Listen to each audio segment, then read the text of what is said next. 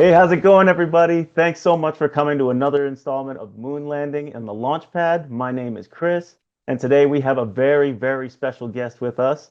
He's on the East Coast right now, but he's all the way from overseas as well. So please help me in introducing the one and only Jake Silva. How you doing, bud? How are you, man? How's everything? It's going good. Going really good. So what's I'm your day been excited. like so far?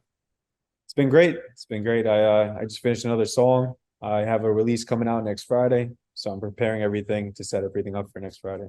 That's what's up. I'm glad to hear it, man. You've been Yeah, busy. yeah, I've been really busy. Yeah. So one interesting thing about you that I've been doing a little research on is that a lot of people who claim to be musicians and you ask them what they say, "Oh, I play guitar, I play drums," but you also actually play the accordion. Yeah, actually, I have it on me right now. Oh yeah, Yeah, but awesome. yeah. So actually, I started on like a year ago, and I only did it because my family it's like a Portuguese tradition, even Italians too. And I think it's a beautiful instrument. And what my idea with the accordion is to be like Timmy Trumpet. You know how he brings out the trumpet before a stage. So I was gonna try to make a song using the melody of like an accordion and bring it into like a crazy drop. Like something crazy to get the crowd going. Just bring it out mid set. But that was my idea too behind it. So I'm trying to That's perfect it. awesome. Yeah, yeah. That's awesome. And something about especially like the new music coming out, including you and other artists too, is that whenever you hear an organic instrument like that, an accordion too, people go crazy over it. And I feel Yeah, like people miss that too. yeah. It's unique too. You don't really I haven't seen an accordion come out yet. So trying to surprise everybody. Yeah. Hopefully we'll see that at a show pretty soon. You'll be the first one. So that's my plan. Love it. And speaking on that too, you mentioned that the accordion was part of your Portuguese roots too. So, how important were your origins from Portugal into contributing to your music, and how important is that to just who you are in general?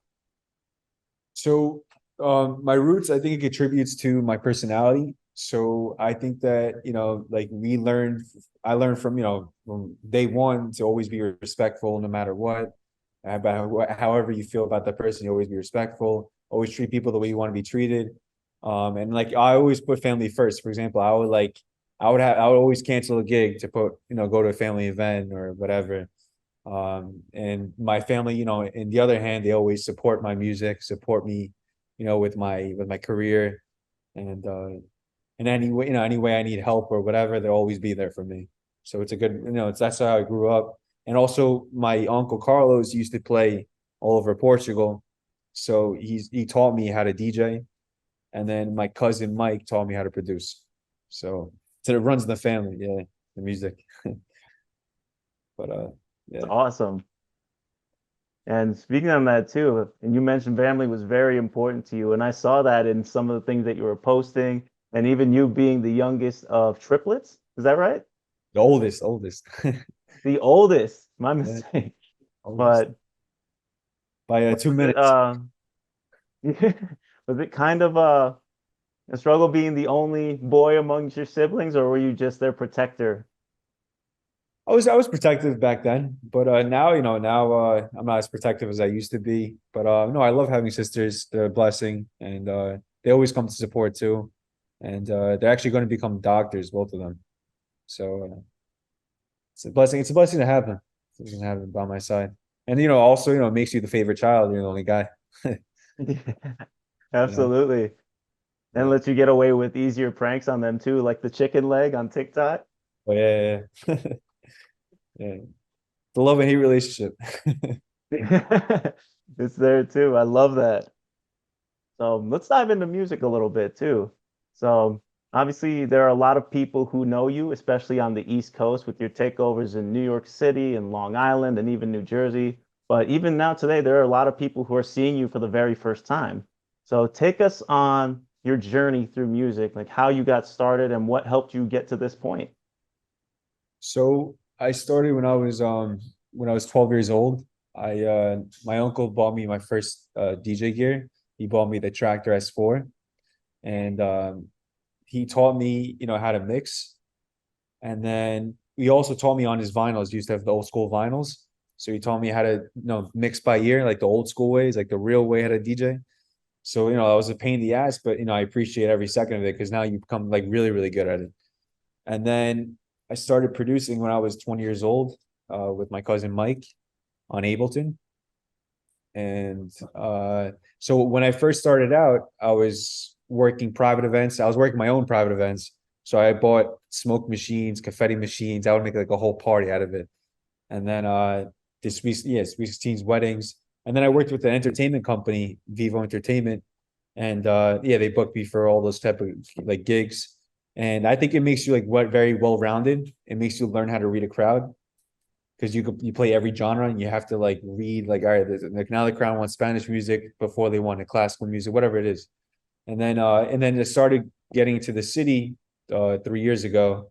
One of my friends, Dan, he was a promoter for AIM Hospitality, and he got me involved in the city. And then from there, I built connections with Tao and Tao at Dream Hospitality, and I started making my way, around the city and like every nightclub. Starting to make like a little name, and then I started. I've been making music for a while, but I was like, I was always scared to release my original tracks. But then this year, I decided, I'm going all in with music. So I started releasing a lot of music this year because I knew that, in order to really get exposure, you got to release music and try to get, release music on like the top labels that you can, the best labels that you can, like Spinnin, Reveal, Mentalo, whatever, Protocol. So that's my journey right now. So right now I'm mostly focusing on just producing this whole year. Because from January to April, I didn't have any gigs, so I just spent the whole time producing, and now I'm just releasing constant. Every 2 or 3 weeks, I have a track coming on. Awesome. Yeah. And it sounds like even through your career, like you've always had a leg up on everybody else, whether it was like you said, hosting your own parties, mixing on vinyl, and now just stacking up releases, especially during the times that we were in now. Yeah. How important do you think that it is for people who claim to be DJs to learn everything that takes to be one, like hosting your parties or spinning on vinyl? I think nowadays, you could just look at the CDJ 3000. You could just beat match by looking at the grid. But when it comes to the bigger festivals and bigger gigs, you're more prepared if you really know like how to mix by ear. And also, there's many times that I played on a messed up CDJ, and you're forced to mix by ear, and I already learned how to do that, so it kind of helped me out and play the same way as I usually play. You know what I'm saying? And then meanwhile, someone that really doesn't know how to mix, they're going to screw themselves over, and they're going to really sound terrible. It's going to sound offbeat, and it's not going to be legit. My uncle always told me like to always like learn the right way and learn the real way how to play,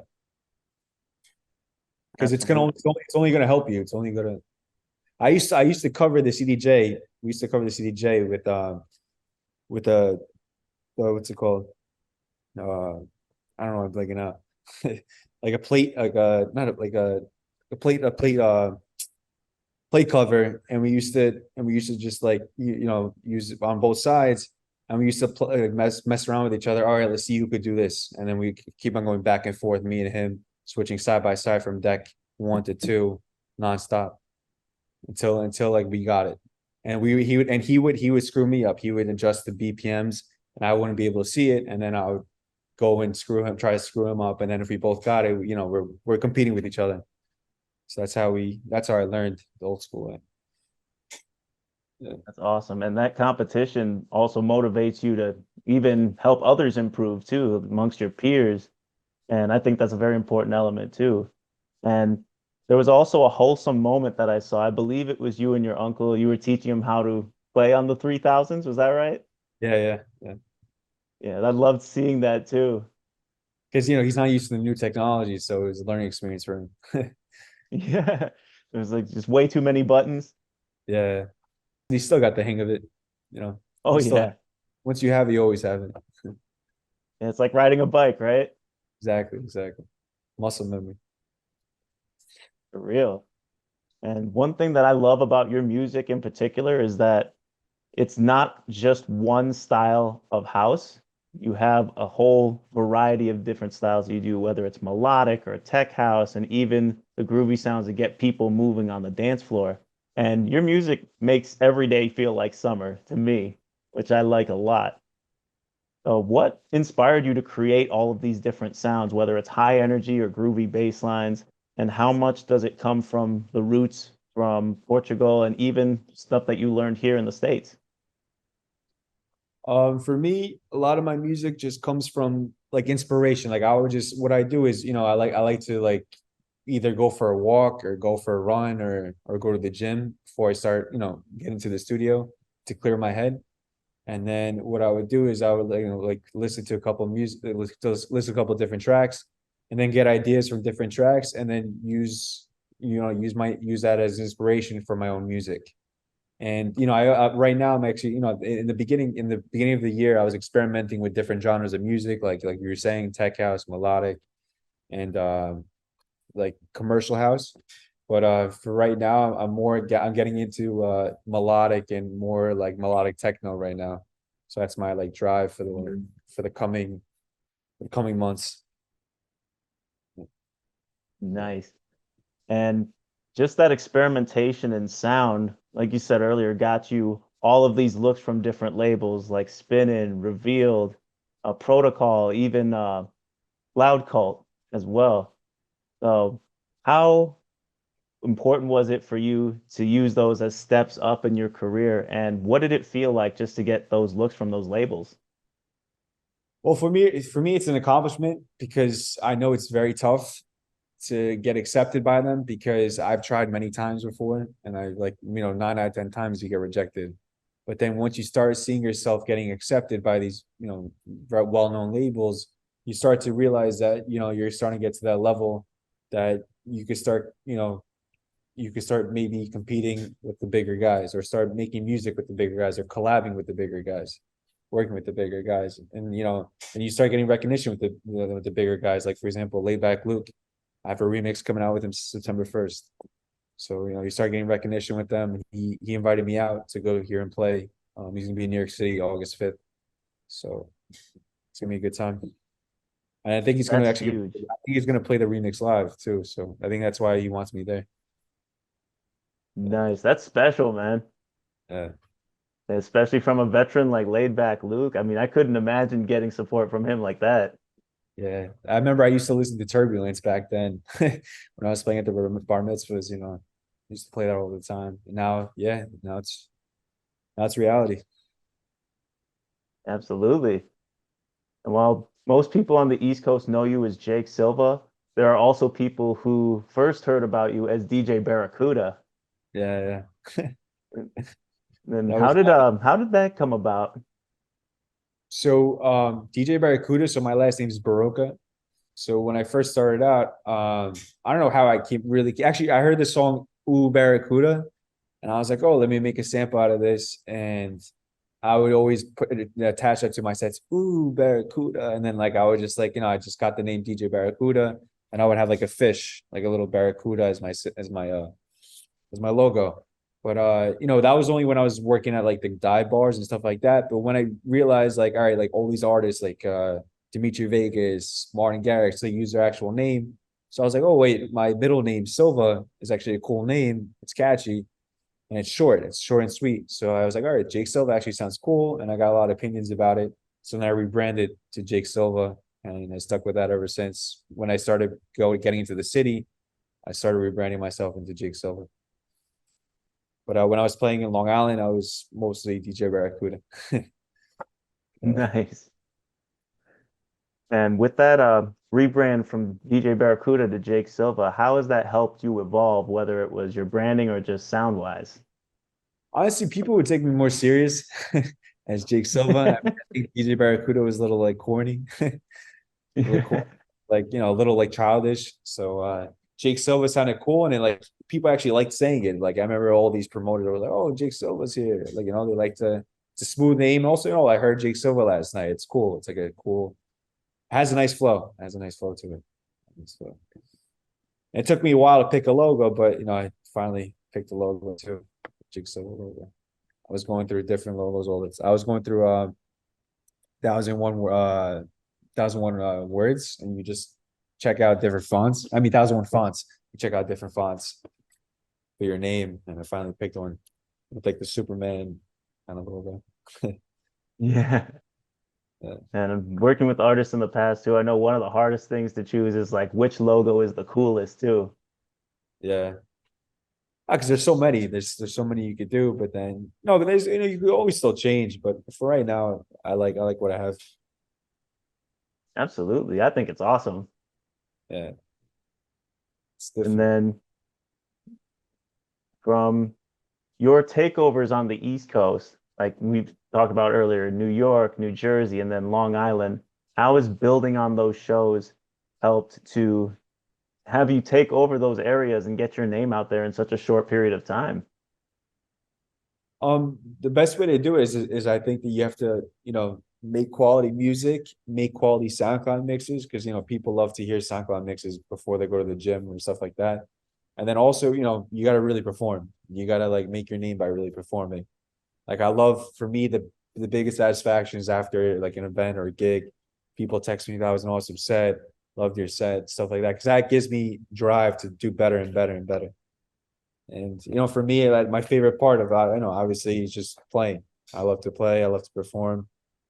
I love to make a show. I love to put on a show. I'm not shy at all. I like to talk on the mic. I like to show a good time. And I can really tell that in your sets too, especially during your beginning stages. I believe it was the Hotel Chantel Yeah. in New York City, and just seeing the smiling faces of people who are surrounding you at the booth and giving you high fives and saying, "We love Jake Silva." How does that help feed into your sets and make them better as you go? Just drive. Yeah, it's like a drive. It just makes makes you feel all right, I'm building a fan base. There's actually people that like love to come hear me play. I have like a certain style when I go out and play, and they love that style and they love the energy. So they love to hear like, oh my God, like I can't wait for it. Like even now with the original tracks, they're gonna come and say, hey, I can't wait for Jake to play his new track, You Shine live.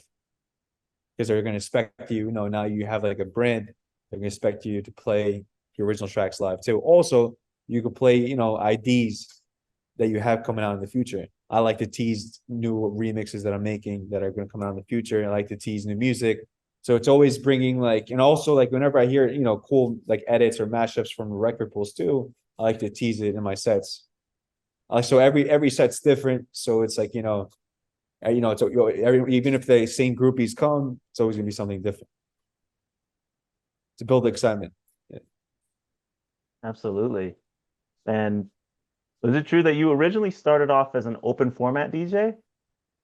Yes, yes, because of like the weddings and private events. Yeah, yeah. Yeah, Then I, but then I, especially on. but then I found my passion into like the club side because I hated taking requests. So so I was like, yeah, I'd rather be a club DJ. So yeah, stuck with that. So right now that's my brand, just like house music. House music is my brand. So I only really take events that are just house music, and it could be any type of house music. It could be Afro house, I like a sunset party. It could be anything. It could be disco. For me, I'll play anything as long as it's house. Yeah, Yeah, absolutely. House will never die. That's the house, fact. exactly. Yeah, And then, especially outside of the music, you're also a civil engineer. yeah. Mm. And then, how has your journey in music helped you balance between your work life and your music life? So I think it's a blessing to be a civil engineer as well, because during school, like the way they trained you to take the test and all that, you had to think outside the box for all these problems they had to solve. So in music, there's a lot of problems you have to solve, whether your kick's not like mixing right with your bass. There's a lot of like problems that you have to solve, that you have to think outside the box. And also you get creative with your music the same way you get creative with solving problems. So I think that actually helped in a way with the music. Yeah, Yeah, definitely. Because you have a lot of things that you have to change up on the fly and make sure that it sounds good, but also that people enjoy it too. exactly. Yeah, Yeah. And then it's harder for a lot of artists to do things on your own, but you worked very closely with your buddy Frankie Sims along your journey. And how has working with a good friend like Frankie helped you become the artist you are today? And how is it helping you improve along over a period of time? Frankie's one of my best friends. He pushes me and I push him. And he always tells us like, "Oh, I never met someone that works as hard as you." Because I'm always telling him, "Yo, let's do this, keep on pushing, pushing, pushing." And he always pushes me whenever I feel down or whenever I'm like on hesitant about a song. Because now right now I'm always like, "Oh, I don't know if it's good enough." Blah, blah, blah. He always tells me, "Oh, believe in yourself." He pushes me and I push him. So it's a really good relationship, and I think for the future it's gonna make great partnership. Absolutely. And it seems like it has so far. Yeah. I think one of your biggest records that came out recently together was Bad with Marco Nobel, and that was through Soave Tunes. So, what was the inspiration behind that track? Because it sounds like something that you could play in any club in any given situation, and that's what I love about it so much. So the inspiration behind that track was I found the vocal online on a Vocalify, and I told Frankie since right away. I was like, Frankie, I think we can make a hit with this vocal, and he heard it right away. He's like, yes, let's buy it right away. So we bought it right away. We did trial and errors, and we finally, I was like, this would be perfect if we hit it like maybe like a future house summer track. He's like, you know what, Jake, you're right. So, I tried three different types of house. I tried melodic with it, future house, and I tried piano house, and the best version was the piano house version. So we went with that one, and then we finally got it mixed and mastered, and then we released it with Marco Noble on Suave. And then one of our other tracks too, "Feels Right," I think is one of our favorite tracks as well. "Feels Right" was released on a Storm Music Group. Oh yeah, I still bump that constantly. That's a classic too. Yeah. All my cousins, every time I see them, like, "Oh, play Feels Right." You feel like hanging out. Yeah. So I think Feels Right is getting a lot of traction too. It's almost at a half a million streams. Awesome. I love that too, bro. Yeah. And then, especially from your diverse portfolio, like you said, with the piano house with Bad, and then you also go into some of the deeper bassline sounds with Spell on My Mind, another track with Frankie too. Yeah. We're still experimenting, but now like I'm starting to figure out my sound a little bit better. So now, like I said, I'm gonna take it more melodic and melodic techno and a little bit bass house too. I've been making a lot of bass house recently. So for example, like You Shine's bass house. Yeah, absolutely. And when you were making You Shine, could you describe the moment where after it was finished, you felt like, okay, we have it with this one. This is a hit. When I actually when I knew it was like a hit was when I played it in Jersey Shore at Porto Asbury Park, and I saw the crowd reaction. I'm like, wow. I think it's my first time ever playing it live, and the crowd was that was the best track of the night. And it was my original track. I was like, wow, it's awesome. And then my Wave who was the on the collab with me, he played it at Pasha in Ibiza, and the reaction there was awesome too. So I'm like, oh wow, this could be a bigger track than I think. And then Robin Schultz played it in Greece, and the crowd reaction was insane too. So I think that I'm also going to play it August 5th when I play at Lava with Frankie Sims for direct support for Zach Martino. So I can't wait to play it then. And that's probably gonna be one of my last songs of the night. So can't wait to see the reaction then. Yeah, very cool, man. And that was something I wanted to ask you too. How much did it mean to you to get that cosign from Robin Schulz? I meant the world. I meant the world. He's one of my inspirations. I think he's one of the best DJs out there, and I love his music. And I always respected him and his name. I think he's one of the best. Yeah, he's extremely talented too. He came through Scottsdale a few times, and every time I saw him, it blew me away. Yeah, he's amazing. And on top of Robin Schulz, you also got support from hard hitters like David Guetta, Lucas and Steve, Betty LeGrand, another huge one, and even Yves V. So Yeah. just stacking up that support. That surprised me, especially David Guetta, Lucas Steve, and Fede Grande. That surprised me the most because David Guetta is one of the top DJs in the world, and for him to support your track, it just means everything. So I was in total shock. Even though played in his radio, but still it was amazing. And Yeah, I still think the track's still gonna get more traction too. I still think it still has time to get out there still for people to get to know it. Yeah. absolutely. And then when I was researching and you said that you had some Portugal roots about you, and I thought immediately, this dude has to be a Ronaldo fan. Yeah, see. So, how much of an inspiration has Ronaldo been to you, not only on the field, but just helping you with that competitive spirit? So yeah, I actually watched his documentary, and I used to be a soccer player, so he was like I was in love with him. He was like my number one like motivation. Like he literally like I remember back then I used to like always do like his celebration when I scored. I always like used to wear his jersey out. And I when I saw his interview, he was talking about how hard he worked to get to where he is. And every day nonstop, he would be the last one to leave practice, last one to first one to get there. And that just shows like, that like brought me into his perspective, like, all right, I have to work really hard to really make it into something in life that you want to do. No matter what it is, if it's music, soccer, you gotta always put your heart out. And if you put your best effort out there, then something will happen.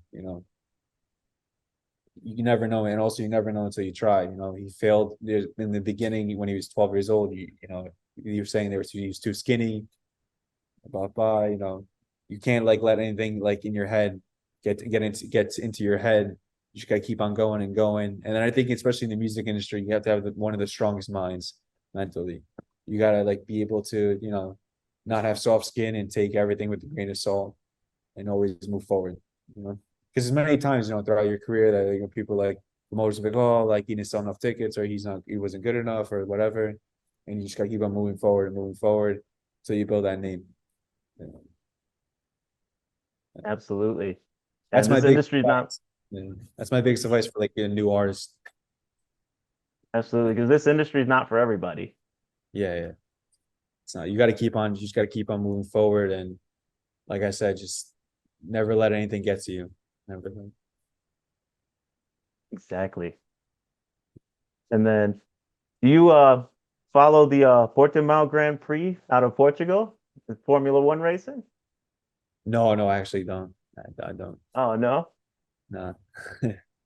Oh, it's I all follow, good. I follow the soccer league, like I follow Porto and Benfica. I follow like the soccer league, but no, I don't really follow the race. No. Yeah, it's all good. We're still car guys too, so I'm obsessed with them too. Yeah. No, I like for me, I love cars, but I don't really follow the races. That's the only thing I don't do. I No, follow. it's all good. Yeah, I'm Yeah. the same way. Like I don't watch NASCAR all the time because it's just a lot of left turns. Yeah. But uh Porsche or Aston Martin, which would you pick? Porsche. Porsche. Yeah. What about you? Yeah. I mean, I love Porsche, but I'm on the fence. I like Aston Martin too. That DB9 is just it's insane. Yeah. And then Yes. what about BMW or Benz? BMW. BMW.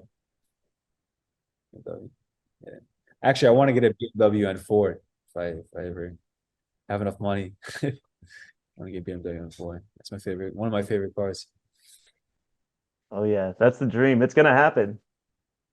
Hopefully soon, man. Yeah. What about Ferrari or Lambo? Lambo.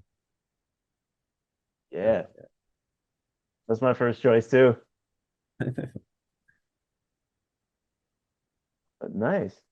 What's a fun fact about you that most fans wouldn't guess? Like, what's something about you that we don't know that's a special talent or an interest? Special talent and interest. Um, I don't think most fans know that I was I played soccer in Argentina. Like I was a pretty good soccer player back then when I was young. When I was like 14, 15, I was playing soccer all the time. I played with actually the captain of the United States, Pulisic. I played against him. And when he was on PA Classics, we had a game against him in Pennsylvania.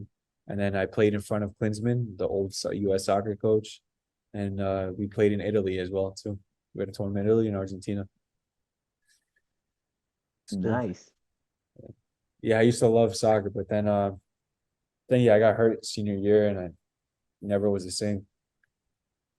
But, Oh man. But you're a champion in music now. So that's a yeah, win in your book. it's a win in my book now. Yeah. No, but yeah, it was always music and soccer. It was always music, soccer, and cars. Awesome. Is there anything else you want to add to the people out there? Things that they may not know about you or anything else that you have coming up in the future? Um, right now for the future, I'm working on getting 2 more tracks to Spinnin Records to release with Spinnin Records. I have a lot of releases coming out. I have one next Friday. I have one August 15th, one with Nicky Romero, Protocol, August 25th. September 1st is with Laidback Luke. And then September 15th is with Loudkult. So a lot of releases coming out. Trying to get as many releases within, before the Spotify wrap before the end of the year. Because the last month doesn't count for your Spotify streams. So trying to get that number as high as possible. Because that number matters, for getting booked sometimes. Yeah, we're definitely rooting for you. I hope you get more bookings too coming up. And I want to come out and see you sometime in a live show. Yeah, for sure. For sure. Maybe I'll come by Scottsdale. Come see me at Scottsdale. Yeah, we'll make it happen. Yeah. Maya Day Club. Yeah. Keep our fingers crossed on that. Yeah. Well, thank you so much, guys, for tapping into this edition of the Launchpad and for tapping in with Jake Silva, the myth and the legend. You can stream his single You Shine out now on Mentalo Music. And thank you so much for joining us, man. Thank you for having me. Appreciate it. Absolutely. Hope to see you again soon.